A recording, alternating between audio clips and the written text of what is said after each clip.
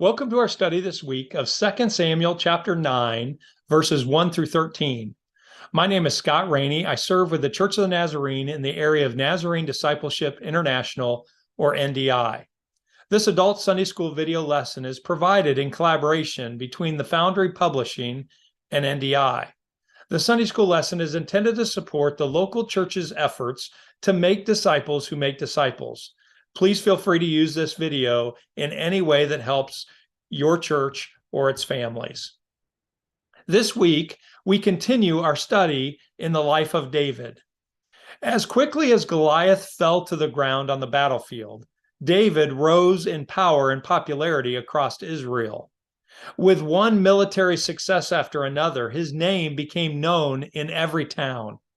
Saul promoted David to a high rank in the army, a move that, according to 1 Samuel chapter 18, verse 5, pleased all of the troops and officers. Whenever the army returned victorious, people lined the streets to welcome the triumphant warriors, of which David was the greatest. 1 Samuel chapter 18, verse 7 says, "As the crowds danced, they sang, 'Saul has slain his thousands, and David his tens of thousands.'" These words, however, made King Saul angry. David was receiving more praise than the king.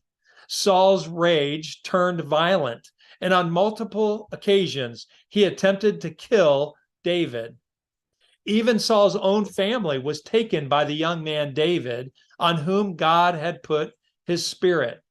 Jonathan, Saul's oldest son and heir apparent to the throne, loved David as a brother. Twice, the word of God says that Jonathan loved David as he loved himself. 1 Samuel chapter 18, verses 1 and verse 3. Jonathan knew that David, not he, would be the next king of Israel. 1 Samuel chapter 23, verse 17 reveals this when it says, "Don't be afraid," Jonathan said. "My father Saul will not lay a hand on you.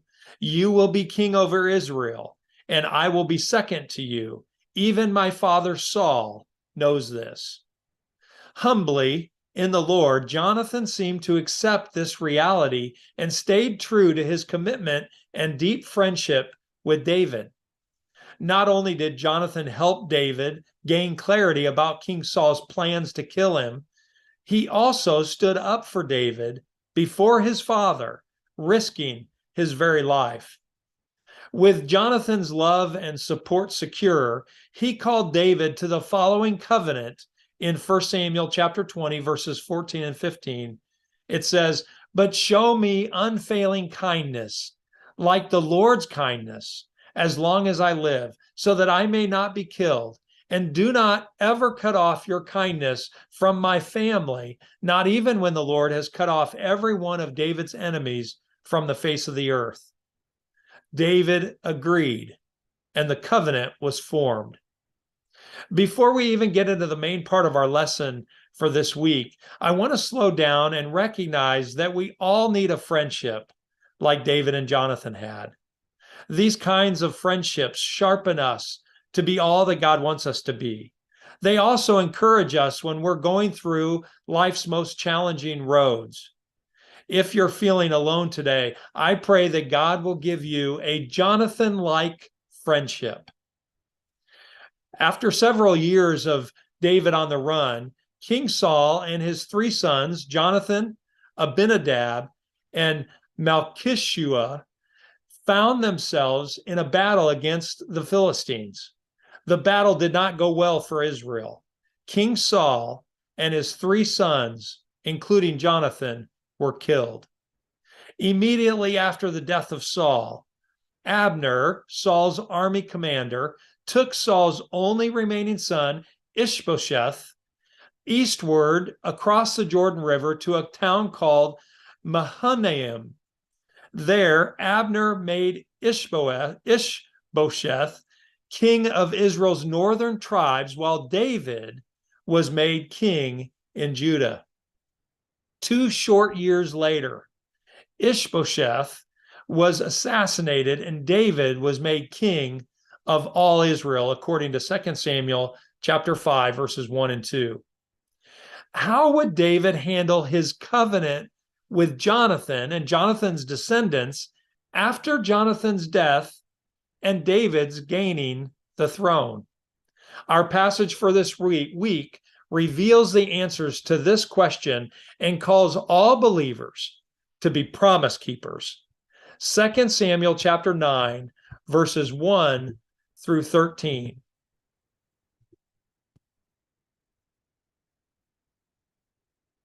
David asked, "Is there anyone still left in the house of Saul to whom I can show kindness for Jonathan's sake?"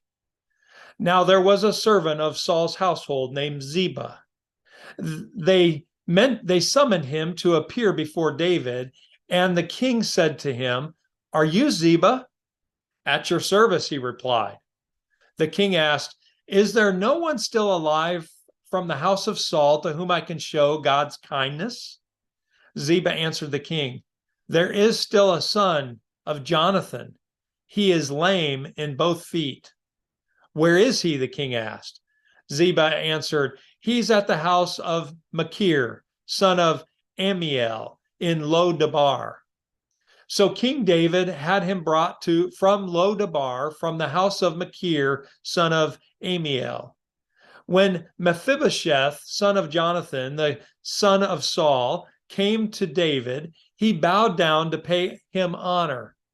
David said, "Mephibosheth, at your service," he replied. "Don't be afraid," David said to him, "for I will surely show you kindness for the sake of your father, Jonathan. I will restore to you all the land that belonged to your grandfather, Saul, and you will also eat at my table." Mephibosheth bowed down and said, "What is your servant that you should notice a dead dog like me?" Then the king summoned Ziba, Saul's steward, and said to him, "I have given your master's grandson everything that belonged to Saul and his family. You and your sons and your servants are to farm the land for him and bring in the crops so that your master's grandson may be provided for. And Mephibosheth, grandson of your master, will always eat at my table." Now Ziba had 15 sons and 20 servants. Then Ziba said to the king, "Your servant will do whatever my lord the king commands his servant to do."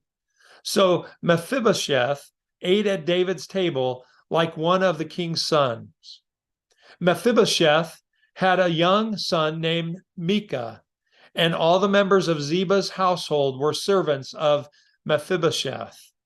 And Mephibosheth lived in Jerusalem because he always ate at the king's table.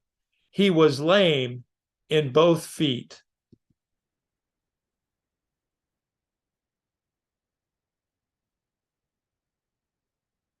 With King David now having gained control of the entire kingdom of Israel, he initiated an inquiry to discover if any of Saul's family remained. It was customary for a new regime to kill all family members of the former king so that no rightful descendant could launch a bid to regain the throne. Relatives of any king removed from office, therefore, would flee for their lives. So, such a request by King David would not have been out of place for him. Also, this request would have made everyone think that the remaining family of Saul was headed for trouble or even death. In 2 Samuel chapter 9, verse 2, we're introduced to a man named Ziba. Ziba was a former servant of King Saul, and he would have been aware of any living family members. We learn in 2 Samuel chapter 9, verse 10, that Ziba had a large family, 15 sons and 20 servants. You can imagine the concern that Ziba must have felt, a former servant to Saul, when he was summoned to see the new king. Ziba made his new loyalties clear when David spoke to him. Ziba simply said, "At your servant, at your service," or "I am your servant." David eased the tension likely felt by Ziba by making his intentions known. According to 2 Samuel chapter 9, verse 3, the king wanted to show kindness to anyone from Saul's family who was still living. The Hebrew word for kindness in verses 1 and 2 is hesed. Hesed is a word that invokes deep meaning in the Old Testament. Hesed is a covenant commitment that God had made to the people of Israel, an everlasting promise. Jonathan and David had a covenant friendship, and this kind of kindness and faithfulness, that is chesed, would be the godly response. Ziba revealed that there was only one remaining member of Saul's family. His name was Mephibosheth. Now, I have to say that name about 20 times in the next 10 minutes, so please be patient with me. He was the oldest son of Saul's oldest son, Jonathan. That means that Mephibosheth was the ranking heir to Saul's throne. He stood to inherit Saul's kingship and kingdom if the opportunity arose. We learn that Mephibosheth was lame in both feet, according to verse 3. 2 Samuel chapter 4, verse 4 revealed a little more to that story. Mephibosheth was only 5 years old when King Saul and his father, Jonathan, died. His nurse, knowing that he was in danger, picked him up to flee. He fell from her hands and was permanently injured in the fall. The fact that he was lame did not play into David's decision to be kind to Mephibosheth. David's love was not pity, but a godly faithfulness to the commitment he had made. Just a side note, most people who have disabilities are not looking for our pity. Our call to care, as Jesus does, for all people should drive our love, not pity for those in need. When you pity someone, you're caring for them to make yourself feel better. When you love someone, you're caring for them to bless them. Ziba revealed that Mephibosheth lived in Lo-debar. The exact location of Lo-debar is not known, but most scholars believe that it was near Mahanaim, the town where Abner took Saul's only remaining son, Ishbosheth, when Saul died. It makes sense that the new home of Saul's family would be near the place that Mephibosheth lived. So King David had Mephibosheth brought from his home in Lo-debar to Jerusalem to have an audience with the king. Like Ziba, we can only assume that Mephibosheth was fearful as he came to the king. Were his days numbered? The journey from Lo-debar to Jerusalem would have taken several days, especially for a man lame in both feet and likely riding on a donkey. We see a little of Mephibosheth's fear when he approached King David. 2 Samuel chapter 9, verse 6 says that he bowed down to pay King David honor. David's words in verse 7 must have brought peace to the heart of Mephibosheth. David said, "Don't be afraid, for I will surely show you kindness for the sake of your father Jonathan." Even though the covenant partner Jonathan was long dead, such a covenant was binding still, even extending to the covenant partner's living son. Mephibosheth was shocked and surprised by King David's graciousness to him. In 2 Samuel chapter 9, verse 8, Mephibosheth replied, "What is your servant that you should notice a dead dog like me?" When you and I think about God's grace today, we might feel the same as Mephibosheth. You see, God's grace is unearned favor. We can do nothing to earn our relationship with God. His gracious love is his gift to us. Like Mephibosheth, we can say, "I am dead in sin, O God. How can you show me love like this?"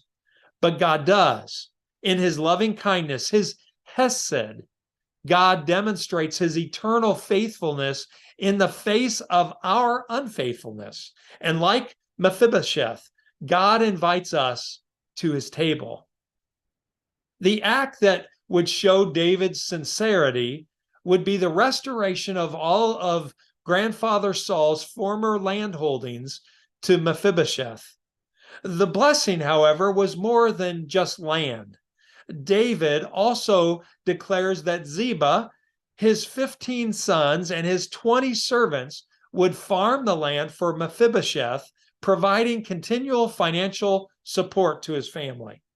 And above all that, King David invited Jonathan's son to always eat at the king's table. To eat at the king's table was considered a special privilege, and it showed that David welcomed Mephibosheth as an honored guest in his home.